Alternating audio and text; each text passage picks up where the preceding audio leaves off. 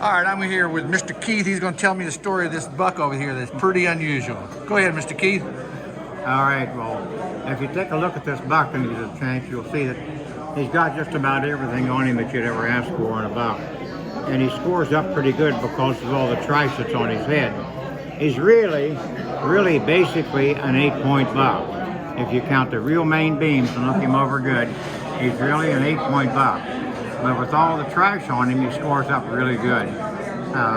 This buck is a very unusual story because you don't find these kind of bucks in West Virginia or in North Preston County, in the northern part of West Virginia. Okay. Southern part, maybe in that bow area, you'll find big bucks like that. Okay. But up here where people are hunting them every year, they don't get that big anymore. So it's pretty close to this area? Well, this buck was killed over in Cooper's Rock State Forest. Okay. And in 1951. Okay. Now, that buck was killed. There was a schoolboy that came in from the university over to our neighbors over here, a Kramer, and asked him for a place to hunt. And he said, I don't know of any place around here you can hunt without being on private ground, but I'll take you over here in Cooper's Rock where you can hunt anytime you want to. Right. So he drove him over to the creek over there and drove up in the back road in behind Cooper's Rock where it's all private ground in there. Right. But there is a little section back there where the Cooper's Rock line comes across the road and will give him a place where he could park his vehicle while he's on Cooper's Rock property. Right. And he said, you can park here and you can go in this direction and hunt anytime you want to. Okay. So he went in there and just walked into what 20 minutes later he found this buck laying on the ground and he pulled up and shot him with his 30-30 rifle. Wow. And he didn't even have a knife to butcher, take the entrails out. Wow. He drug him out and put him in a truck, brought him back over to Kramer's house, and said, I killed this buck over there. I don't really care enough about his horns, but he said, if you want, I'd like to have the meat. Wow. So Kramer went ahead and cut him all up and gave him the meat, and then he took the horns and cut them off here at the top of the cape. Wow. And hung them up on a nail in his little workshop in 1951.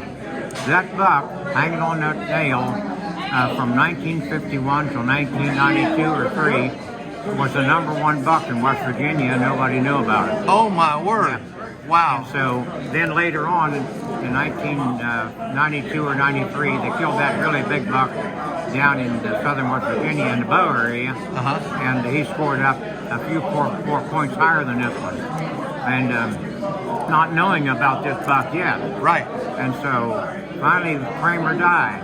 Okay. When he died, his wife knew that I was a deer hunter. Yeah. And she called me and she said, Keith, you want to come over and take a look? I've got a set of antlers over here I want you to look at. Yeah. Because we're getting rid of everything inside of the old shop. All right. And we're going to get rid of these horns. And I told my wife, all that was funny, Kramer, and she has probably a 6-point buck horns over there hanging on the wall. She wants me to take Right. it.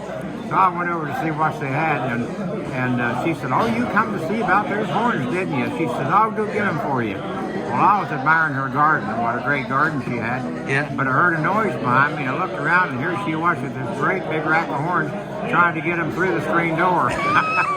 About fell over backwards when I saw them. And I guess so. So I grabbed the horns, and I grabbed her, and I said, let me take them and look them over.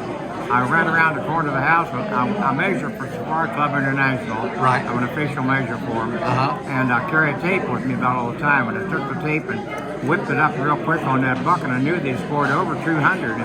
Man. So being over 200, I thought, my goodness, this buck he's a world-class buck. Yeah.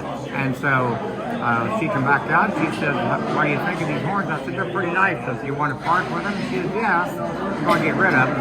I said, I'll buy them off of you. And so I bought them off of her for a price. Yeah. Fair price for her. And she took it, and I said, I'd like to have a receipt. She fixed it because I was going to get them mounted and sell them like this. Right. And so I got them mounted, we've enjoyed the buck. It's not something I killed, but he's just a lovable buck. Now, what did he score? He scored 208 Safari Club International, which they score everything on the.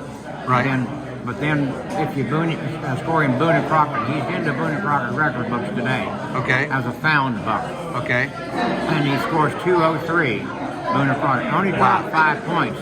With Wow. all that trash on his head, you thought he'd drop a lot more. Yeah. Well, he dropped 5 points. Wow. So that's really unusual. But he has everything.'s a pretty buck because he has eye guards Yeah. and he has width. He's outside to outside on his antlers from tip to tip. Is 20 and a quarter inch, 30 and a quarter, 31 and a quarter inches wide. Wow, Keith. He's a wide buck. We put him in Charleston several times when they have the big buck contests there. Yeah. And where there'll be 80 to 100 racks there. And so far, he's been the biggest thing there by 30 or 40 points higher than anything there. Wow. But that comes down there. Yeah. Now, and so they took him and scored him up, checked the scoring and everything, and put him in the West Virginia Hall of Fame. How So about that that? buck is in the Hall of Fame for West Virginia. Man. I didn't kill the buck. Don't Right. think it's my buck. No.